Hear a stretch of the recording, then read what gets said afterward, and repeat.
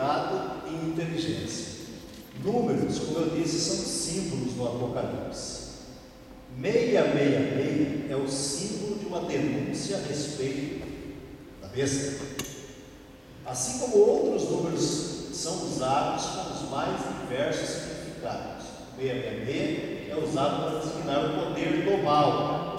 Afinal, por que esse número? O pessoal faz uma ginástica matemática, a verdade é essa, né? Muitas vezes.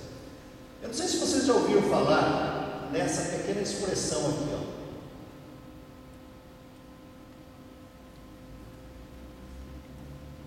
Não, pode deixar. Ele está piscando. Não, é que ele está piscando. Aí. Pode ir. Eu não sei se vocês já ouviram falar disso aqui, gematria. Alguém já estudou isso aí? Já ouviram? Engenharia? Na verdade era um método, uma espécie de método matemático que os antigos usavam, pegando letras, cada um com um determinado valor, com os algarismos romanos que nós conhecemos. Por exemplo, o C, o algarismo romano, significa 100. O X, 10, assim por diante. Lembra, né? Os algarismos romanos. Confesso que eu não lembro todos em sequência, mas apenas como exemplo aí para ter uma ideia. Então, eles usavam essa ideia dessa gematria, né? E muitos fizeram cálculos usando as letras do hebraico, do grego, né? E outras línguas da época, porque queriam interpretar. Somando o valor das letras, encontraram muitos candidatos, gente, à besta. Aí é que vem a minha Bíblia indica olha alguns aqui. Nero, aqui são vários imperadores romanos: Tito, Trajano, Calígula, Domiciano, Napoleão. Até Domiciano aqui nós temos grandes imperadores dos mais terríveis deles, né? Pega Calígula, Nero, assim por diante. Era um caminho para dizer o seguinte: essa besta é essa besta aí, né? Seria mais ou menos isso, né? Napoleão, mais recente, Hitler, e muitos papas entraram nessa conta. Mas papa, então, essa geografia é recente. Oi? Ela vem, não, o cálculo é antigo, mas eles foram usando esse método fazendo as contas, né? Vocês não me perguntem como essas contas eram feitas, porque matemática não é a minha. Oi? Pois é. Então, a gente tem aqui, né? Na verdade é uma especulação, gente. O senhor nem tentou? Oi? O senhor nem tentou? Não entendi. Toda a mensagem do Apocalipse deixa claro que todos os esforços do poder do mal jamais poderão vencer, no caso aí, o povo de Deus. Serão inúteis todos os esforços do dragão, que com as duas bestas formam a trindade diabólica. Perceberam? Nós temos uma trindade aqui. Não tinham notado? Se forma uma trindade. Uma trindade querendo destruir outra trindade. Deus Pai de Satanás e seus outros dois candidatos, né? O número 7 aí vem, você falou, né? O número 7 é o número da perfeição, da plenitude e da vitória. Essa é a beleza do 7 na Bíblia, tanto que nós começamos lá no primeiro encontro, nós temos 7 bem-aventuranças em todo o livro de Apocalipse. São 7 dicas de felicidade, vamos dizer assim, ou de felicidades. O número 6, que é o número da imperfeição, ele está próximo do 7, mas nunca chega a ser 7, por mais que se repita. 6, 6, 6, 6, e vai ser sempre 6. Ele não vai conseguir ser 7. Ele pode tentar, mas ele chega e não consegue, porque ele não é perfeito. Então, é mais do que imperfeito. Meia. Mais do que imperfeito. Muito mais do que imperfeito. Dizendo que o número é o número da besta, João nos lembra que não é um poder perfeito, um todo-poderoso, nem infinito, como quer parecer. Não passa de um poder frágil e perecível, imperfeito e pretensioso, que nunca derrotará. Aqui eu estou usando a figura também simbólica, né, de 144 mil, que 144 mil aqui representam os eleitos de Deus. Não peguem pelos testemunhos de Jeová, porque senão nós já estamos perdidos, gente. Não, nós não temos chance. São 144 mil eleitos e os demais vão para onde? Ficam aonde? Estão aonde? É uma linguagem simbólica que pega aí as próprias, lendo todo o Apocalipse, as próprias tribos de Judá, fiéis a Cristo. E cabe a nós discernir com sabedoria bíblica onde se encontra na história a encarnação do poder diabólico representado pelas bestas modernas. Aí vocês podem dar nomes a muitas bestas nos tempos de hoje, as mais diversas, em todos os ambientes.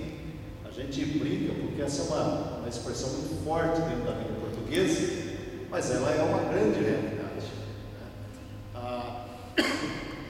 A figura do poder, tanto no campo político quanto espiritual, essa figura do poder, ela está presente na história humana. E por isso que se criou tanta vontade de questionar, de ir buscar. E aí vem a dúvida, mas como que ficam as coisas nos dias de hoje? Essas marcas que falam. Eu não sei se vocês conviveram, e há alguns anos, já faz um tempo isso, começaram a aparecer umas ideias aí de que qualquer código de barra era o nome da besta. Não sei se vocês conviveram com isso aqui em Ribeira. Isso foi tão desagradável que acabou até em família, tendo que conversar com um irmão meu que ficou um pouco preocupado com isso, vocês querem saber. Porque começaram a aparecer ideias das mais diversas. Então você não podia comprar certas marcas de margarina, certas coisas começaram a aparecer, e depois todo o mundo comercial, para passar no caixa, ficou norteado por um código de barras, então você não tinha como, Você tinha que ir lá e comprar. E aí acabou toda essa imagem, essa ideia que se passava. Mas isso influenciou para vocês observarem a partir daí como que as questões pequenas muitas vezes e tão insignificativas acabam confundindo a espiritualidade do ser humano. Como que o ser humano se deixa levar por questões tão banais. A vida espiritual, ela tem que ser norteada pela força que vem de Deus, para não nos deixarmos levar por certas influências. O povo aqui estava vacinado contra as forças do império. Então, eles tinham a certeza de que tanto o campo da espiritualidade quanto o campo do poder político, na mão do imperador, significava muita coisa, e que significava a vida deles também. Por isso, eles estavam com a marca, e aí também é uma questão simbólica a marca do cordeiro.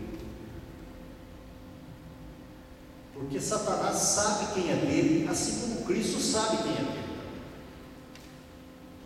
Quais são as marcas de Cristo na nossa vida?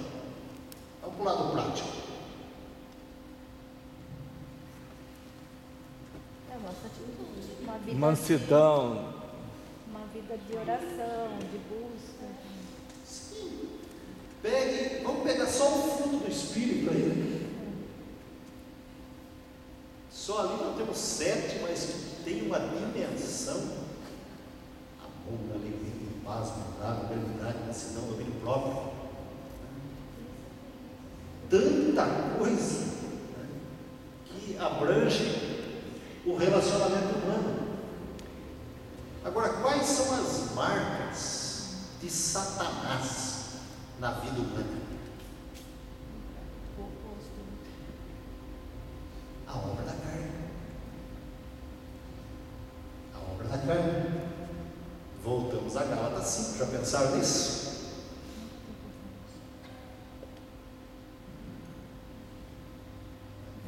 Eu estou aqui trazendo um lado bem, tentando ser o mais simples possível, porque eu sei que são textos complicados, mas para nós compreendermos que nós estamos trabalhando com uma linguagem de símbolos.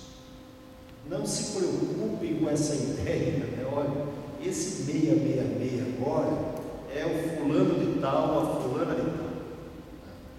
Agora estou falando desse chip, né? Que vai depois implantar, que é o sinal da.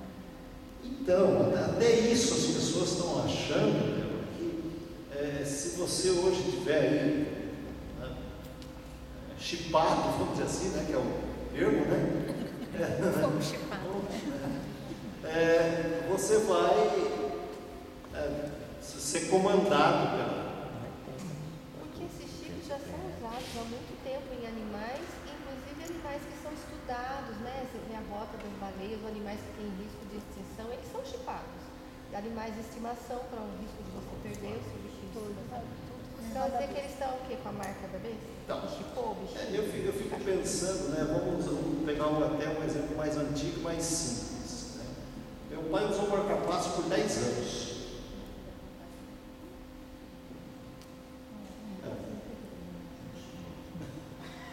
E grande, né?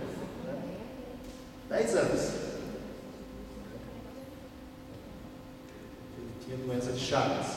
Então, as pessoas acabam levando para o lado da ciência uma coisa que não tem a ver com o fundamento bíblico. Então, é uma forma de querer contestar, por exemplo, o avanço da ciência. E Daniel já dizia: a ciência se multiplicará. Está lá em Daniel. A ciência vai se multiplicar. Ora, Daniel está dizendo isso há alguns séculos antes de Cristo, gente. Olha a visão. Isso é visão profética. Isso não vamos dizer, uma pregação que vai adivinhar o futuro, como nós falamos um pouco na semana passada. Isso é uma visão de futuro, de mudança, de avanço. E quantas coisas nós já não vimos nos últimos anos, nas últimas décadas. O século XX foi marcado pelo século das transformações. E nós acompanhamos muito isso. E nós já estamos há 16 anos do século XXI. Quanta coisa apareceu. E as pessoas continuam achando que é possível interpretar números para identificar ou coisas ou pessoas. Para o povo do período de João, isso estava muito claro.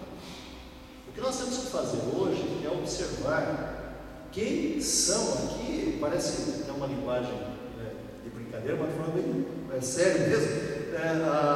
Nós temos que identificar as bestas modernas nos dias de hoje, gente.